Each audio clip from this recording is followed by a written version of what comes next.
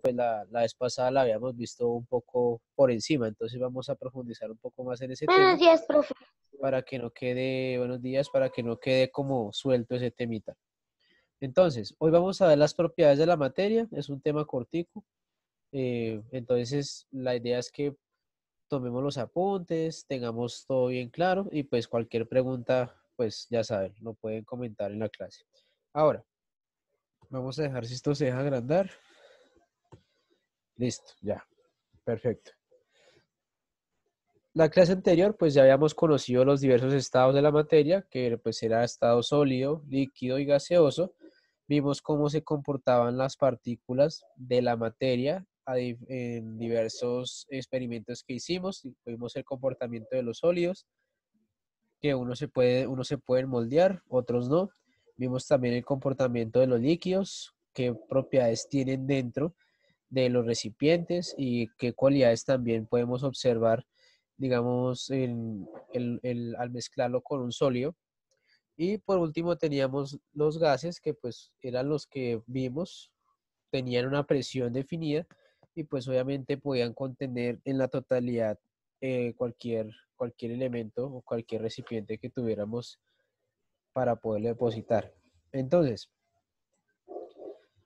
las propiedades que tenemos de la materia, entonces por allá, Brady, ayúdame a leer la primera característica, por favor. La química es una ciencia que día con día se desarrolla e interviene en todos los aspectos de nuestra vida. Muy bien. Entonces, para poder definir las propiedades que tiene la materia, la ciencia encargada de estudiar estas propiedades es la química. La química, pues como bien lo mencionó por ahí Brady, es una ciencia que está prácticamente en todos lados. Digamos, el color de su ropa, la composición de todos los elementos que están a su alrededor, digamos, hasta un simple colbón, pegastil, lápiz, tiene una composición química para poder identificar, poder realizar ese material. Digamos, la tinta de los esferos que por allá está usando Sofía, es también resultado de una composición química de algunos elementos que encontramos alrededor de la naturaleza, como por ejemplo el oxígeno, el hidrógeno, el nitrógeno, el carbono. Entonces son muchos, son los que encontramos en la tabla periódica, los que la tengan, pues ahí encontramos todos los elementos conocidos por el hombre hasta el día de hoy. Entonces, es eso. La química es la encargada de poder ayudarnos a identificar esas propiedades que tiene la materia. Por allá, Leonardo, ayúdame a leer la segunda característica. El ser humano por naturaleza siempre ha sentido la necesidad de encontrar la explicación lógica acerca del por qué suceden las cosas, lo que ha llevado al descubrimiento de las leyes que rigen la naturaleza. Bien. Aparte de la química, también encontramos la física que nos ayuda también a definir ciertos fenómenos en la naturaleza, por ejemplo, la gravedad, que es un fenómeno natural que ocurre en todo nuestro planeta. También puede ser la descomposición de los cuerpos cuando ya cualquier ser vivo deja de funcionar, o sea, deja de vivir. Es un proceso químico y también físico. Entonces, estas por decirlo así, áreas nos han ayudado a poder entender esos fenómenos. ¿Y por qué les explico esto primero? Porque son las áreas que nos va a ayudar a definir las propiedades que tiene la materia. ¿Listo? Entonces vamos a pasar a la siguiente presentación, las propiedades que tiene la materia. Entonces voy a explicarles cada una. Las propiedades de la materia pues presentan cuatro fundamentales bajo las cuales pues se definen de la siguiente manera. Primero pues tenemos la masa, que es la cantidad de materia que tiene un cuerpo, es decir, sus cuerpos, puede ser el sofá, la pared, cualquier objeto que a su alrededor posee una masa, o sea, una cantidad de materia. Y esa materia pues es la que vamos a ver cómo se comportan estas propiedades. La energía. Resulta que la materia también tiene la capacidad de absorber y transmitir energía. Por ejemplo, el planeta Tierra es un gran candidato para absorber energía del Sol. Obviamente es la materia la que posibilita esa, ese intercambio, perdón, de energía. Ustedes mismos también absorben energía de la materia, digamos de los alimentos que ingieren, del agua que ingieren. Eso es energía que absorbe su cuerpo, obviamente para poder metabolizarla en movimientos, en funcionamiento interno, etcétera, etcétera. Y esa es la capacidad de la materia de ser absorbida y también de ser transmitida. Por ejemplo, cuando ustedes pasan, digamos, sus manos calientes a las de alguien que tiene las manos frías, automáticamente las manos empiezan a absorber ese calor corporal y esa es la capacidad de energía que tiene la materia. ¿Listo? ¿Hasta ahí hay preguntas? No, no, señor. Bueno, No, señor. la siguiente característica que encontramos es el espacio, que es el lugar, el área que ocupa determinado objeto. Es decir, ustedes ocupan un espacio, la mesa que usan ocupa un espacio, la silla que usan también ocupa un espacio. Todo lo que contiene una masa, prácticamente todo lo que está en el universo, tiene pues como tal un determinado espacio. Los, los planetas del sistema solar tienen un espacio, nuestra galaxia tiene un espacio, el universo tiene un espacio. Entonces, es la cantidad de materia que está dentro de un área. Ese sería el espacio. Y por último, el tiempo, que pues no es eterno en algunas cosas, porque la materia siempre tiende a desaparecer y a ser transformada. Digamos, ustedes tienen una vida, no sé, un aproximado de 80, 90 años por mucho.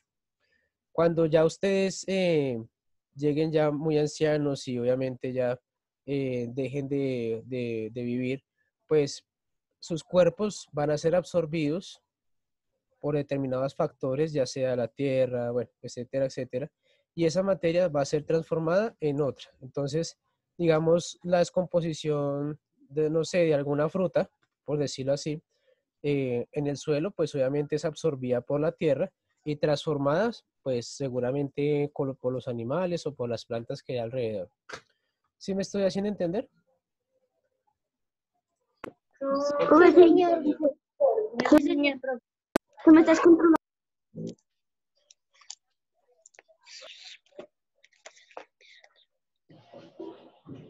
Bueno, entonces vamos a continuar, si no hay preguntas hasta ahí.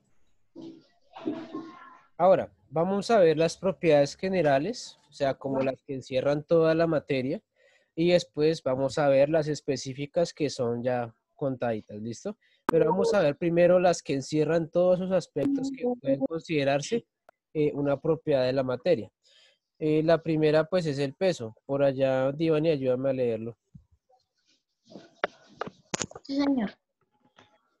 ¿Dónde, profe? El peso, ¿dónde dice peso? Peso. Es la fuerza de atracción que, Gravitacional. gravitacional que ¿Sí? ejerce el sector, el sector de la Tierra sobre los cuerpos. Bueno, entonces, el peso está muy relacionado con la gravedad.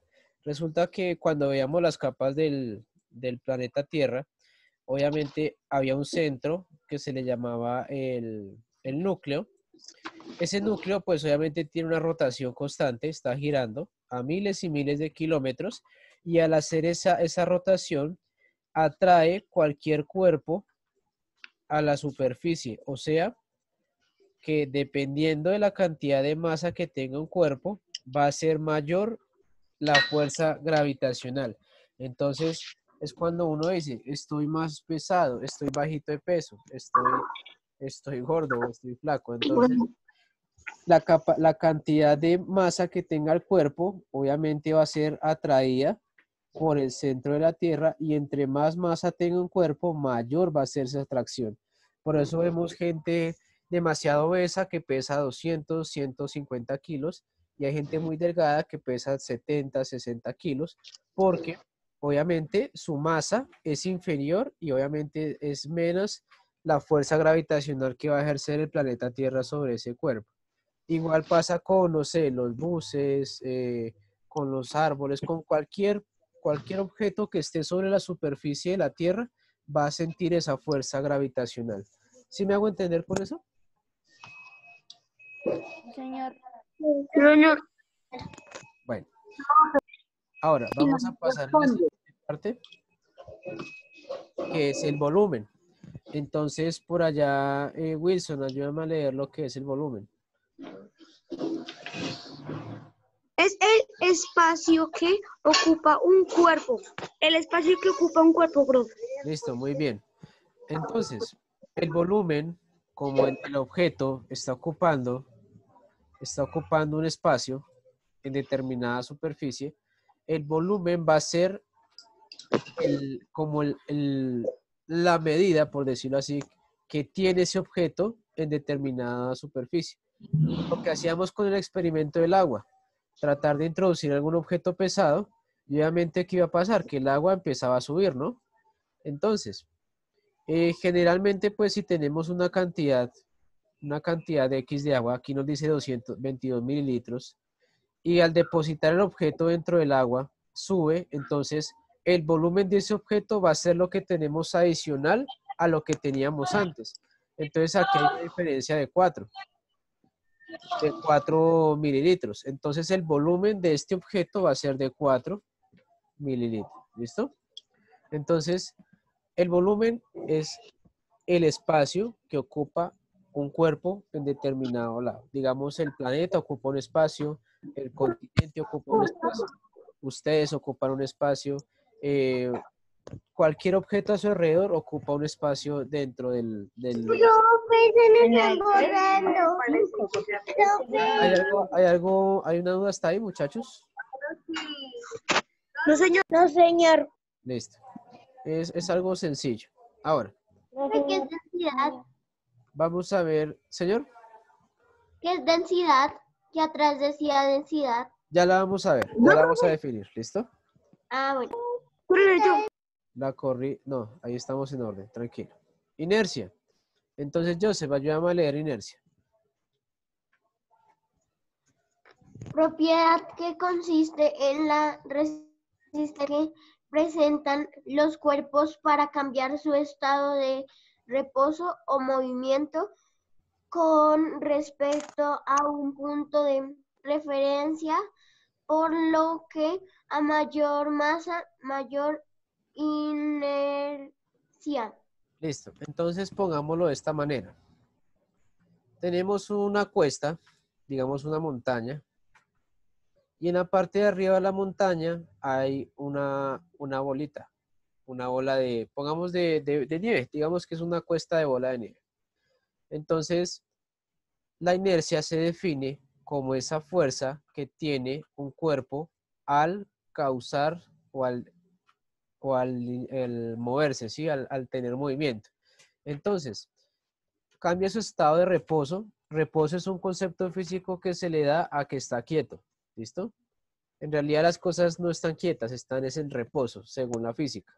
Cuando se le aplica una fuerza, X o Y, ya sea la fuerza de gravedad o sea una fuerza, ya sea del corporal o de alguna manera se le aplica una fuerza, entonces empieza este objeto a rodar, a rodar, a rodar, y pues a mayor densidad, o sea, cuando ya vaya agrandándose más de nieve, más rápido va a girar. ¿Listo? Y obviamente eso es lo que se conoce como inercia, que si la masa es mucha, va a tener un mayor movimiento, mayor velocidad y por ende se considera eso mayor inercia. Si el objeto es pequeño, pongámosle una canica y va bajando, pero por acá se estancó, entonces vamos a decir que tiene menor inercia, porque pues su masa no permite que haya mayor movimiento. ¿Sí me hago entender con ese ejemplo? Sí, profe. Bueno, ahora, vamos con... Uy, me pasé. con la siguiente. Por allá, Juan Manuel, ayúdame a leerla.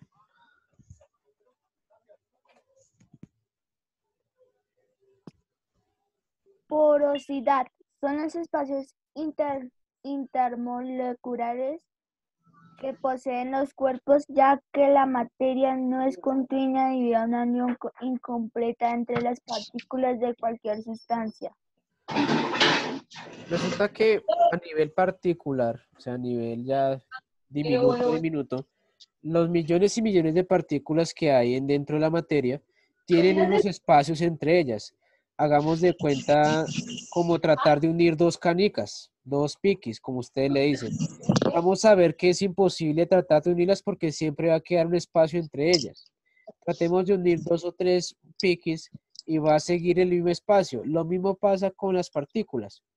Ellas al juntarse mantienen unos espacios y por ahí, pues obviamente se pueden dar a filtrar diversas sustancias y es lo que posibilita que haya una fusión de elementos químicos. Entonces, bueno, eso ya es más química de octavo, noveno, pero por ahora concentrémonos en que la materia también tiene la capacidad de que no es exactamente uniforme, sino que hay espacio entre esas partículas, hay espacio entre ellas, ¿listo? Obviamente a nivel diminuto, porque eso no se ve a plena vista, ni tampoco con ningún potente telescopio, sí, microscopio, etcétera, etcétera. ¿Hasta ahí claro? Sí, señor. Bueno, entonces, vamos con la divisibilidad. Por allá, Matías, ayúdame a leerla.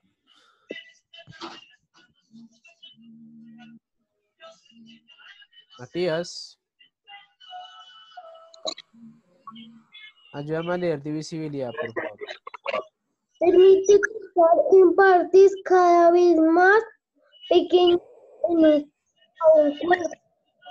Listo, entonces tratemos de imaginar lo siguiente. Tenemos una naranja, como acá, y generalmente ¿en cuántas partes la cortamos?